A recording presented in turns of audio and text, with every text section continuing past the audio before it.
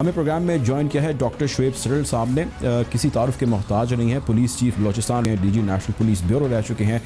Intelligence bureau को head कर चुके हैं, फेडरल एम्बर्समेंट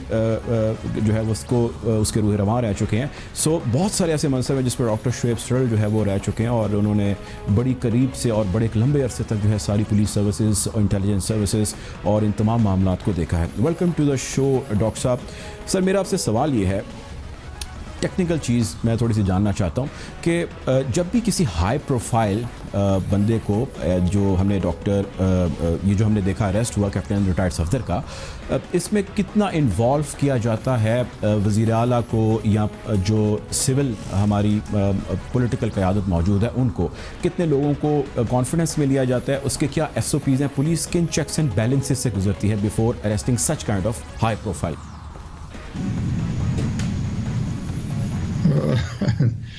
देखें, आपने जो बात की है ये बहुत एक बड़ा डिलेमा है पुलिस की वर्किंग में। अगर तो पुलिस इंडिपेंडेंटली काम करे और रूल ऑफ लॉ को इस्टेब्लिश करने के लिए एक इंस्ट्रूमेंट के तौर पे आगे बढ़े तो फिर तो किसी से भी उसको पूछने की ज़रूरत नहीं है, इसलिए कि हर पुलिस अफसर कांस्टेबल से लेके IG तक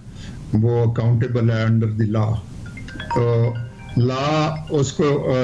अगर वो लॉ को वायलेट करता है तो उसकी भुगतना उसने खुद है। लेकिन हमारे यहाँ अनफॉर्चुनेटली डिफरेंट है सिचुएशन, क्योंकि हर बात में इंटरफेरेंस ऊपर से आती है और जाहिर है प्रोविंशियल गवर्नमेंट्स के साथ आप काम कर रहे होते हैं, बजट आपका उधर से आता है, बाकी डे टू डे आपने एक वर्किंग रिलेशनशिप रखना पड़ता है। तो अनलेस के हमारा एक पैराडाइम शिफ्ट ना आए कि जिसमें आप थोड़ा सा जिक्र कर रहे थे कि जी ये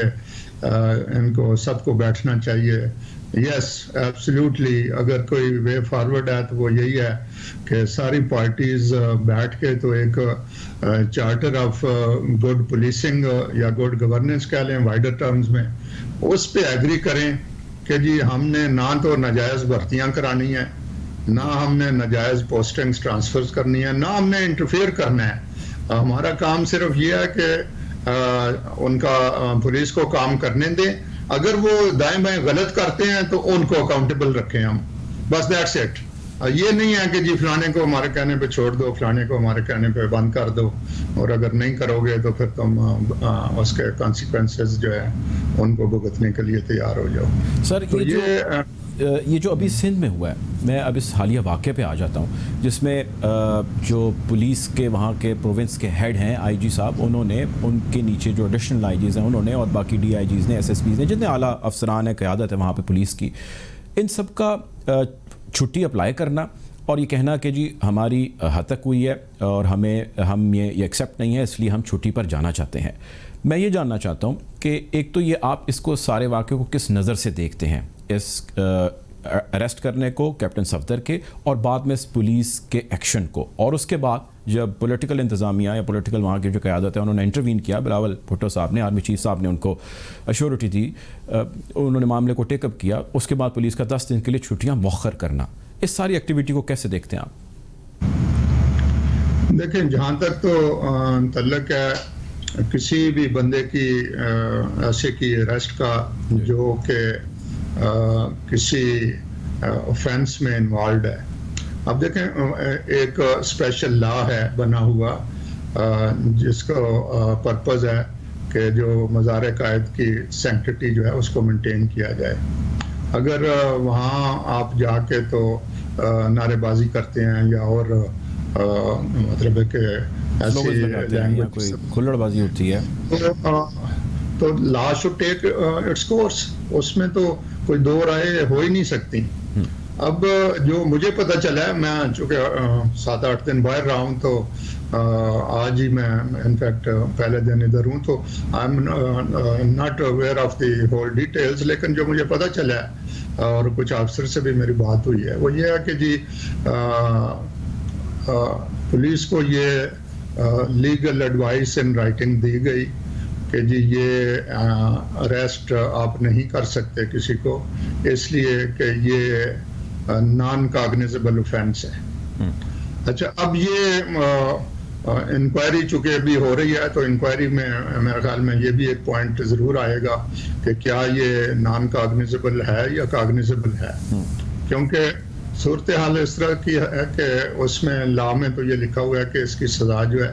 वो अप टू 3 इयर्स है। तो अप टू 3 इयर्स वाला जो है ऑफेंस, वो जो सेकंड शेड्यूल है क्रिमिनल प्रोसीजर कोड का, उसके मुताबिक ये है कि वो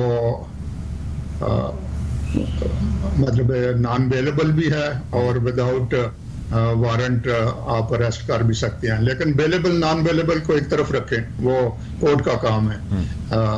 जो पुलिस का काम था वो ये था कि जी एफआईआर हो सकती है या नहीं हो सकती। तो इस पे ये तो हुआ है सारा फियास्को, वो इसी के गिर्द मतलब रिवॉल्व करता है। अब चेक करना चाहिए। जब बाकी रैंक एंड फाइल को ये पता चला कि जी हमारे आईजी को इस तरह से वहाँ से ले जाया गया किसी और जगह और उसको वहाँ प्रेशराइज किया गया कि तुम जो नॉन कॉग्निजेबल केस है उसको कॉग्निजेबल बनाओ और उसमें करो, तो ये फिर चीज जो फैलाई गई है इसको देखने की जरूरत है कि इसके पीछे कौन लोग थे और क्या उनका मोटिव पॉसिबली हो सकता है। बाकी जहाँ तक छुट्टियों पे जाने का तल्लक है, ऑफ कोर्स अगर किसी भी पुलिस के कमांड को वाकई इस तरह से मैन हैंडल किया जाए तो देखो पुलिस का काम है लॉ इन्फोर्समेंट। अच्छा सर, ये बताएं डॉक्टर साहब, ये बताएं होती है ये जो अगर एक मेरा क्वेश्चन है डॉक्टर साहब यहीं पे इसी पॉइंट पे कि ये जो अभी एक नोटिफिकेशन है, ये नोटिफिकेशन मेरे पास है। इस नोटिफिकेशन में जो 5 रुकनी कमेटी बनी है वो ये खोज लगाएगी, वो इन्वेस्टिगेट करेगी, 30 दिन में रिपोर्ट देगी। उसका पहला पॉइंट है to inquire and probe into the incident of 18th and 19th October 2020 where in the police was allegedly pressurized to lodge FIR against Captain Safdar। दूसरा सर जो बड़ा अहम पॉइंट है, probe and inquire about the way and manner police raided Awari, probe and inquire into the alleged ridiculing and manhandling of the highest level of the police। ये किस तरह sir मुमकिन है कि एक आईजी को जो कहा जा रहा है अगवा किया जाए, कोई रिटेलिएशन आईजी की जानिब से ना आए, और ये किस तरह मुमकिन है कि उसके कई घंटे गुजर जाने के बाद पुलिस का वर्जन आए, उसके कई घंटे गुजर जाने के बाद कोई एक एक्शन है, गालिबन 24 या उससे ज़्यादा घंटे गुजरने के बाद एक एक्शन जो है वो हो। आपको लगता है कि ऐसा ही है जैसा कहा जा रहा है, या आपको ये लगता है कि इससे हट के चीज़ें हैं, और ये कमेटी इसकी फाइंडिंग कैसे करेगी? नहीं, ये जो मेरे ख्याल में मिनिस्टर्स वगैरह की कमेटी है, इनके लिए तो फाइंडिंग अगर कोई देंगे भी, ये तो जिस तरह का पोलराइज्ड माहौल है इस वक्त मुल्क में, उसकी कोई ज़्यादा शायद एक्सेप्टेबिलिटी भी ना हो। जिस बात की ज़्यादा ज़रूरत है, और वो I think I must give credit to the army chief कि उन्होंने इसमें फ़ौरन इंटरवीन किया है। और देखें, पुलिस और रेंजर्स और आर्मी और स्पेशली इन कराची, ये तो दिन रात इकट्ठे मिलके काम करते हैं। तो अगर वो माहौल एक दफ़ा विशिएट हो जाए जो कि इस वाक़े से हुआ है, तो फिर उस डैमेज को कंट्रोल करना जो है वो फर्स्ट एंड फॉरमोस्ट प्रायोरिटी बन जाता है। तो आई एम श्योर कि इस पे जो भी रेमेडियल मेजर्स लिए जाने हैं, वो इसमें कोई लंबी चौड़ी इंक्वायरी एज सच इन्वॉल्व नहीं है। सिंपल बात है कि भाई क्या आईजी को ले जाया गया है और किन हालात में ले जाया गया है, उस पे it should be concluded as quickly as possible, और उस पे जो स्टेप्स बाकी फॉलो अप के तौर पे लिए जाने हैं वो लेने चाहिए। और I think most appropriate level is जहां ऑलरेडी ये अपना इनिशिएटिव लिया जा चुका है। अच्छा। बाकी तो ये है, लोग तो इस मुल्क में ये हमारा अजीब तरह का सिस्टम हो गया है कि इसमें जब हम इंडिपेंडेंट इंक्वायरी की बात करते हैं तो जनरली ये होता है कि भाई it should be inquiry by judicial officer, कोई रिप्यूटेबल सुप्रीम कोर्ट का जज हो या हाई कोर्ट के जज हो या वटेवर, तो लोग उस पर भी नहीं यकीन करते। इधर आपको पता ही है हमारी कई इंक्वायरीज हुई हैं, वो उसको भी कंट्रोवर्सीज में डाल देते हैं, जैसे ये मॉडल टाउन वाला किस्सा है और कई किस्से हैं। तो फिर वापस उसी पे आएगा कि जी बैठ के तो एक न्यू जो गवर्नेंस चार्टर है उस पे हमारा एग्रीमेंट हो और हम इस धंधे से निकलें कि हमने गलत भर्तियां करानी है, गलत पोस्टिंग और ट्रांसफर्स करानी है। हम सिर्फ मॉनिटर करने की साइड ले लें अपने पास कि जी लॉ के मुताबिक पुलिस काम कर रही है या नहीं कर रही, और अगर नहीं कर रही। ये बताएं सर, डॉक्टर साहब ये बताएं कि वफाक इन्वॉल्वमेंट कितनी करता है डे टू डे मैटर्स में और ऐसे मैटर्स में जो थोड़े से हट के होते हैं डे टू डे मैटर्स से? पुलिस को कितना वफाक इंटरवीन करके कहता है प्रोविंशियल? देखिए जो पोजीशन है हमारी आपस की अरेंजमेंट्स की, फेडरल यूनिट्स की और फेडरेशन की, वो तो सिंपल है कि भाई जो ये ऑल पाकिस्तान सर्विसेज हैं जिसमें पुलिस है और एक ये जो है डिस्ट्रिक्ट मैनेजमेंट ग्रुप जो पहले थे और अब पाकिस्तान एडमिनिस्ट्रेटिव सर्विस है, ये they are liable to serve all over Pakistan, तो हर प्रोविंस में ये जाते हैं। और ये तो ये जब उधर लेकिन चले जाते हैं तो फिर ये प्रोविंशियल गवर्नमेंट के अंडर होते हैं। लेकिन in the context of police, और मैं तो दूसरों का भी कहूँगा लेकिन more so in the context of police, क्योंकि पुलिस ने लोगों का जानो माल की हिफाजत करनी है,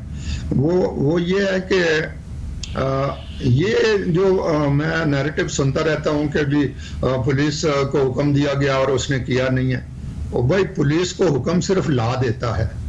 Nobody else can give any, even senior officer cannot give direction to a junior officer which is contrary to law. तो ये बात हम समझते नहीं है और हम कहते हैं ये कैसे हुआ कि उसने हमारा हुक्म नहीं माना। और भाई हुक्म इधर चलते किसी का नहीं है, हुक्म किसी सीनियर अफसर का भी नहीं चलता, और अगर चल रहा है और वो गलत हुक्म है तो उसको डिसोबे करना चाहिए। तो इसलिए मेरा कहने का मकसद ये है कि पहले हमें अंडरस्टैंड करना चाहिए कि क्या डूएबल डूज हैं और क्या डोंट्स हैं। जब तक उनको हम अंडरस्टैंड नहीं करेंगे हम इसी चक्कर में पड़े रहेंगे कि अच्छा जी फिर हर महीने 2 महीने बाद आईजी बदल दें, तो उससे और अफरा तफरी मचती है ना, उससे कोई जो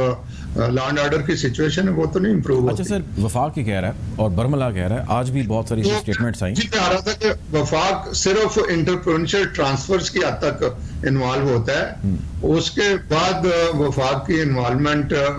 कोई नहीं है, सिवाय इसके कि जब उनकी प्रमोशंस वगैरह इधर आती हैं तो वो प्रमोशंस जो ऑन मेरिट हो रही हो तो उस लिहाज से तो कोई इन्वॉल्वमेंट नहीं है। अच्छा, लास्ट क्वेश्चन सर, ये बताइएगा कि आपको वफाक की जो स्टेटमेंट है इस सारे वाक़े में जो ये सिंध प्रोविंस के अंदर हुआ, सिंध पुलिस ने जो छुट्टियां अप्लाई की,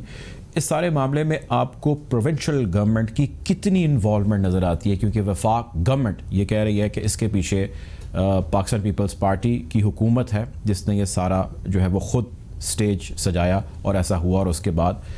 ये बेनिफिट्स हैं जो इनको या उनके बाकी इत्तेहादियों को मिले। आपको इसमें कोई इन्वॉल्वमेंट नज़र आती है प्रोविंशियल जो गवर्नमेंट है उसकी? लेकिन इतनी जो पोलराइज्ड है ना सिचुएशन इस वक्त पार्टीज की आपस में, उसमें इन्होंने हर बात एक दूसरे पे इसी तरह से डालते रहेंगे। ये आप इसको इस तरह से ना लें, ये क्योंकि किसी ने भी दूसरे की बात माननी नहीं है और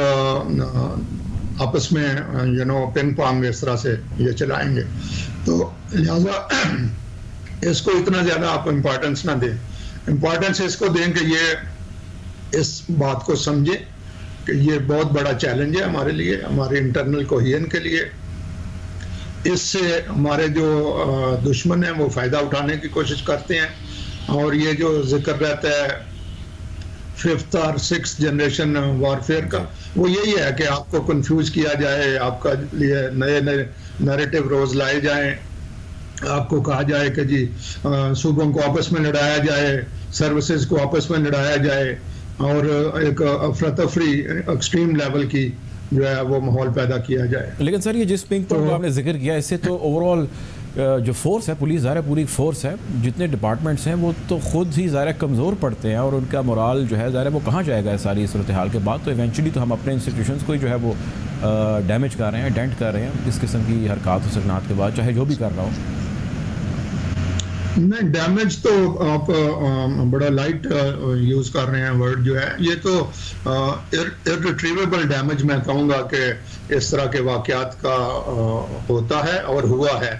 तो अब चैलेंज यही है कि इस डैमेज को मिनिमाइज कैसे किया जाए, चाहे वो जो भी बात है वो उस हद तक नहीं है जिस हद तक के आई है, बट उसको तो फिर नहीं ना देखा जाता। जब एक बात जो है वो इस प्रेजेंट जो कंडीशन है सोशल मीडिया की, और तो बेशुमार बातें गलत जो है वो चला दी जाती हैं, और किसी ने कोई इवन मतलब मैं तो यहाँ था ही नहीं, लेकिन मेरे बारे में भी कह दिया कि जी ये फलाना वीडियो अपना ऑडियो जो है ये उनकी तरफ से है। सो आई डोंट नो कि मैं कौन है कौन नहीं जिसने ये कहा है। उसकी आवाज़ मिलती होगी सर आपसे, मुझे लगता है। तो नहीं, आवाज भी नहीं मिलती ना, मजा तो यही है। ठीक है, ना आवाज मिलती है ना जो कुछ कहा है वो मेरे व्यूज हैं। सो ठीक है, ठीक है, ठीक है, बिल्कुल सर आपका पॉइंट आ गया। बहुत शुक्रिया जी, हमारे साथ डॉक्टर शुएब सरेल साहब मौजूद